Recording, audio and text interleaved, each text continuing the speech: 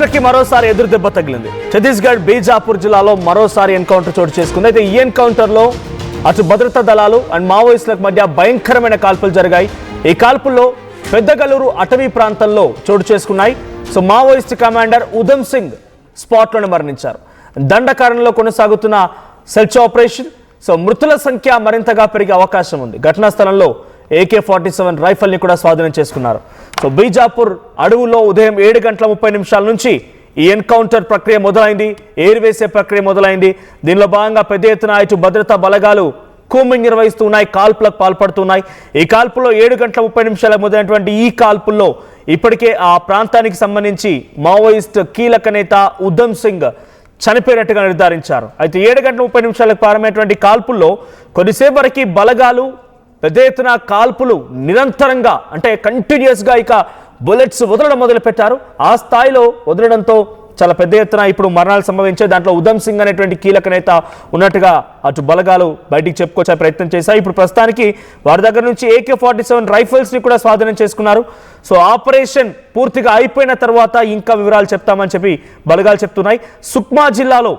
సుక్మా జిల్లాలోని గోగుండ కొండపై రామన్న స్మారక చిహ్నాన్ని కూల్చివేశాయంట. ప్రస్తుతానికి బస్తర్ డివిజన్లో నక్సలైట్ వ్యతిరేక ఆపరేషన్లో ఈ భద్రతా దళాలు మరో ప్రధానమైనటువంటి సంకేత విజయాన్ని కూడా ఇక్కడ చూపించాయని చెప్తూ ఉన్నారు. సుక్మా జిల్లాలో గోగుండ కొండపైన రామన్న స్మారక చిహ్నాన్ని కూడా కూల్చివేయడంతో ఇదొక విజయంగా బలగాలు భావిస్తూ ఉన్నాయి.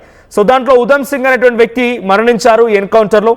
అయితే దీనిపైన ఇంకా ఎంతమంది ఉన్నారు, వారి వివరాలు ఏంటనేది భద్రతా బలగాలు ఇంకా విడుదల చేయాల్సి ఉంది. ఒక్కసారిగా ఈ ప్రాంతం అంతా మూకుమ్మడి దాడి చేసిన నేపథ్యంలో ఇది సాధ్యమేనని చెప్పి అక్కడి నిఘా వర్గాలు చెప్తూ ఉన్నాయి.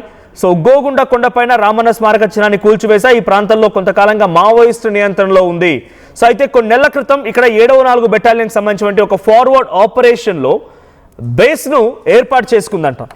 తాజాగా ఈ స్మారక చిహ్నాన్ని కూల్చివేయడంతో మరోసారి ఈ భద్రతా బలగాలకి అటు మావోయిస్టులకు మధ్య చిన్నగా కాల్పులు జరగడం, ఒక హెచ్చరికలు రావడం జరిగింది. సో అటు మావోయిస్టు నాయకుడికి సంబంధించి ఆ యొక్క స్మారకాన్ని కూల్చివేస్తారన్నట్టుగా ఉధమ్ సింగ్ టీం నుంచి పెద్ద ఎత్తున అలర్ట్స్ వచ్చాయి. దీంతో ఆ అలర్ట్స్ అన్నింటినీ కూడా పరిగణలో తీసుకున్న భద్రతా బలగాలు వెంటనే కాల్పులు జరిపి ఈరోజు పెద్ద ఎత్తున ఎన్కౌంటర్లో పలువురు మరణానికి కారణమయ్యారు. సో ఈ ఏడాదికి ఇప్పటి వరకు జనవరి 1 నుంచి ఫిబ్రవరి 5 ఈ తేదీ వరకు కనీసం ఛత్తీస్గఢ్లో 23 మంది మావోయిస్టులు మరణించారు.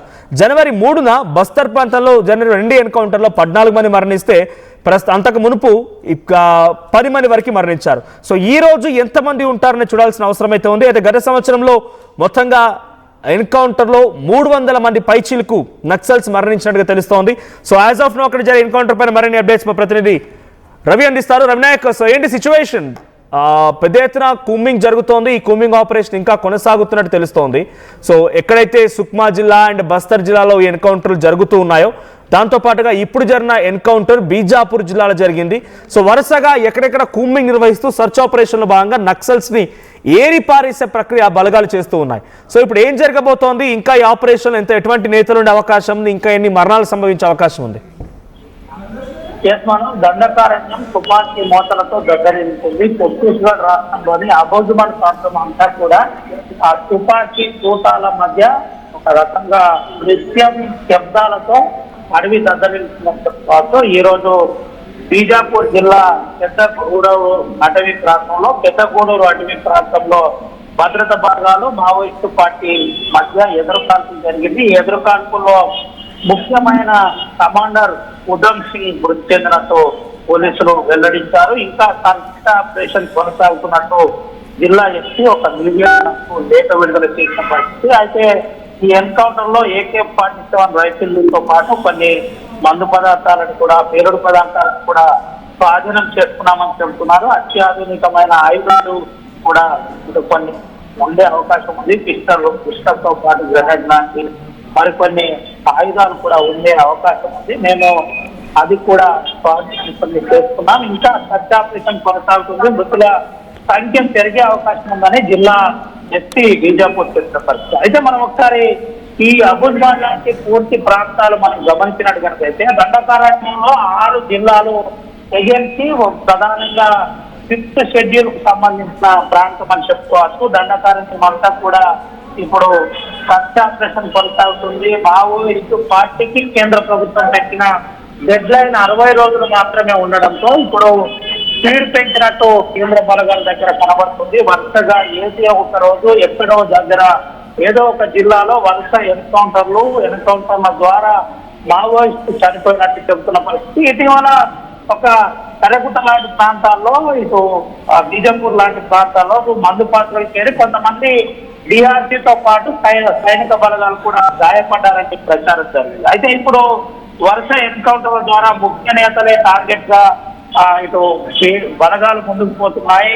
ముఖ్యంగా కేంద్ర రాష్ట్ర ప్రభుత్వాలు కూడా ఇటీవల కేంద్ర హోంమంత్రి అమిత్ షా చెప్పిన విధంగా ప్రధానంగా ఈ ప్రాంతంలో ఇంకెవరైనా ఆయుధాలు పట్టుకొని అసాంఘిక కార్యకలాపాలకు పాల్పడ్డ నక్సలైట్లు ఉంటే వాళ్ళు వెంటనే జనజీవన సవంతో కలవాలని నేరుగా అల్టిమేటం అమిత్ షా జారీ చేసిన పరిస్థితి. ఈ విచారధార ఏదైతే ఉందో, అంటే ఐడియాలజీ ఏదైతే ఉందో ఇంకా ముందుకు వెళ్లే పరిస్థితి లేదు. ఇప్పుడు అంతకుముందు ఇన్క్లాబ్ జిందాబాద్ అనే అంశం అంతా కూడా ఇప్పుడు భారత్ మాతాకి జై అనే పరిస్థితి.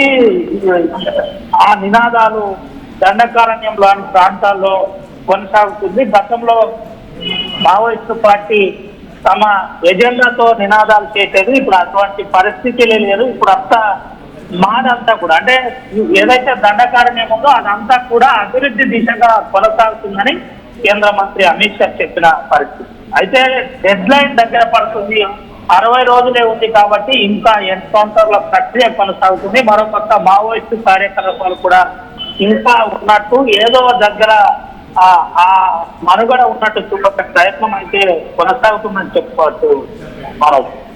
రైట్. సో ఇంకా ఈ కూంబింగ్ జరుగుతోందా? అక్కడ పోలీస్ నిఘా వర్గాల అంచనా మేరకి ఎంతమంది మావోయిస్టులు ఉన్నారు, వారంతా ఏ బెటాలియన్కి సంబంధించిన వారు, వాళ్ళు అటువంటి ఆపరేషన్ చేపడుతున్నారు?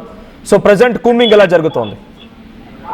మనోజ్, బీజాపూర్, దండకారణ్యం, సుక్మా, కాంకేర్, దీంతో పాటు మరికొన్ని జిల్లాల్లో, తెలంగాణ సరిహద్దు ప్రాంతంలో ఛత్తీస్గఢ్, ఇటు తెలంగాణ సరిహద్దు ప్రాంతమైనటువంటి ప్రాంతాల్లో కూడా వరుస కూంబింగ్లు జరుగుతున్నాయి. బీఆర్సీతో పాటు ఎస్టీఎఫ్, సిఆర్పిఎఫ్, బిఎస్ఎఫ్ బలగాలు వరుస కూంబింగ్ కొనసాగుతున్న పరిస్థితి. కంపెనీలనే తరలించారు. ప్రతి 2 కిలోమీటర్లకు ఒక కంపెనీని దండకారణ్యంలో ఏర్పాటు చేసిన పరిస్థితి. మనం దానికి ఉదాహరణగా చెప్పుకోవాలంటే, ఇటు తెలంగాణ ఛత్తీస్గఢ్ కు బార్డర్, నారాయణపూర్ కు బార్డర్ లో ఉన్న ఆ ప్రాంతం ఇప్పుడు కర్రెగుట్టలు అని చెప్పుకోవాలి. కర్రెగుట్టల ప్రాంతంలో కూడా ప్రత్యేక బెటాలియన్ ఏర్పాటు చేసిన పరిస్థితి. అదిన తర్వాత ఏదైతే ఇప్పుడు మనం చెప్పుకోబడ్డ కాంకేర్ ప్రాంతం, పెదగూడూరు అటవీ ప్రాంతంలో ఉందో ఆడ 7th బెటాలియన్ ఎస్టాబ్లిష్ చేశారు. ఆ ప్రాంతం అంతా కూడా మావోయిస్ట్ పార్టీ క్యారిడార్ గా గతంలో ఉండేది. అటువంటి క్యారిడార్ ను ఇప్పుడు పోలీసులు క్యాప్చర్ చేస్తున్నారు. ఎక్కడ స్తూపాలున్నా స్తూపాలని డిస్ట్రాయ్ చేసే ప్రయత్నం చేస్తున్నారు, డిస్పోర్ట్ చేస్తున్నారు, ఎక్కడెక్కడ కూల్ చేస్తున్నారు. దీంతో పాటు ఎక్కడ మావోయిస్టు పార్టీ ఆనవాలు దండకారణ్యంలో కనబడకుండా జాగ్రత్త పడుతున్న పరిస్థితి కనబడుతుంది. ఇటు ఈ విధంగా ఉన్నప్పటికీ అయితే సమస్యలు ఎక్కడున్నాయో ఆ సమస్యలు పరిష్కారమైన దిశగా చూడాలి. ఐడియాలజీ మావోయిస్టు పార్టీ తాత్కాలికంగా అంతమొందిస్తారేమో కానీ ఐడియాలజీ ఎవరు చంపలేరని ఇది ఒక రకంగా ప్రజా సంఘాలు వరుసగా ఆరోపిస్తున్నారు. మరోపక్క కేంద్ర బలగాలు డెడ్ లైన్ చెప్పిన విధంగా ఇంకా 60 రోజులు మాత్రమే ఉంది. ఆ 60 రోజులకు గాను స్పీడ్ పెంచినట్టు మనకు క్లియర్ గా కనబడుతుంది. Right, thank you Ravinayak. So మొత్తంగా బీజాపూర్ జిల్లాలో ఉదయం 7:30 నుంచి పెద్ద ఎత్తున కాల్పులు జరుగుతున్నాయి. భద్రతా బలగాలు అండ్ మావోయిస్టుల మధ్య కాల్పులు జరిగే దాంట్లో కీలక నేత ఉధమ్ సింగ్ మరణించినట్టుగా తెలుస్తోంది. ఇంకా ఈ మరణాల సంఖ్య పెరిగే అవకాశం ఉంది. కేవలం ఈ ఏడాది జనవరి 1 నుంచి ఈ రోజు వరకు, అంటే సుమారుగా 30-35 రోజుల్లోనే 23 మంది మావోయిస్టులని హతమార్చారు భద్రతా బలగాలు. ఈ కూంబింగ్ కొనసాగుతోంది. మార్చి 31 కల్లా మావోయిజాన్ని లేకుండా అంతమొందించే లక్ష్యంగా కేంద్ర ప్రభుత్వం ముందుకెళ్తూ ఉంటే రోజు రోజుకి ఇంకా ఈ మావోయిస్టులకు సంబంధించి ఎదురు కాల్పులు పెరుగుతూ ఉన్నాయి. సో ఈ మావోయిస్టులని హతమార్చే పనిలో ఉన్నారు భద్రతా బలగాలు. సో ఈ ఫేక్ ఎన్కౌంటర్ల పేరిట చాలా మంది హతమారుస్తున్నారనేటువంటి మాట చాలా మంది మావోయిస్ట్ మద్దతుదారులు కానివ్వండి, లేకపోతే మావోయిస్టుకు సంబంధించి గతంలో కొన్ని లేఖలు కూడా విడుదలయ్యాయి. ఇప్పుడు జరిగేటువంటి ఎన్కౌంటర్ కూడా అలాంటివేనా? అలాంటి వాటిలో భాగంగానే భద్రతా బలగాలు మావోయిస్టులు లొంగిపోదామని వచ్చినా కూడా హతమార్చే ప్రయత్నం చేస్తున్నారా అనే రకంగా అనుమానం కూడా కలుగుతోంది వాళ్ళ లేఖల ఉద్దేశం చూసినా, గతంలో వాళ్ళు రాసినటువంటి లేఖలు చూసినా కూడా. సో ప్రస్తుతానికి బీజాపూర్ జిల్లాలో ఇంకా ఈ కూంబింగ్ కొనసాగుతుంది. ఈ మరణాల సంఖ్య పెరిగే అవకాశం ఉంది. సో 2 రోజుల క్రితం బస్తర్ అండ్ సుక్మా జిల్లాలో కూడా ఇదే స్థాయిలో ఎన్కౌంటర్లు చోటు చేసుకున్నాయి. సో సుక్మాలో జరిగినటువంటి ఒక స్మారక చిహ్నాన్ని కూల్చివేత తర్వాత నుంచి మావోయిస్టులు మరింతగా ఈ భద్రతా బలాలపైన కాల్పులు జరపడం మొదలుపెట్టారు. కొన్ని బేసెస్ని ఏర్పాటు చేసుకున్నాయి భద్రతా బలగాలు కూడా. ఆ బేస్లో నుంచి ఇప్పుడు మావోయిస్టులని ఏరిపారేసేటువంటి ప్రక్రియ చేపడుతున్నాయి. సో గత ఏడాది నుంచి ఇప్పటి వరకు సుమారుగా 300కు పైచిలకు మావోయిస్టులని హతమార్చినట్టుగా ఛత్తీస్గఢ్ భద్రతా బలగాలు చెప్తున్నాయి. ఇంకా ఈ సంఖ్య పెరిగే అవకాశం కనబడుతోంది. ఈ వారం 10 రోజుల్లో మరొక బిగ్గెస్ట్ హ్యాపెనింగ్ జరగబోతుందన్నట్టుగా అక్కడ నిఘా వర్గాల నుంచి సమాచారం అందుతోంది.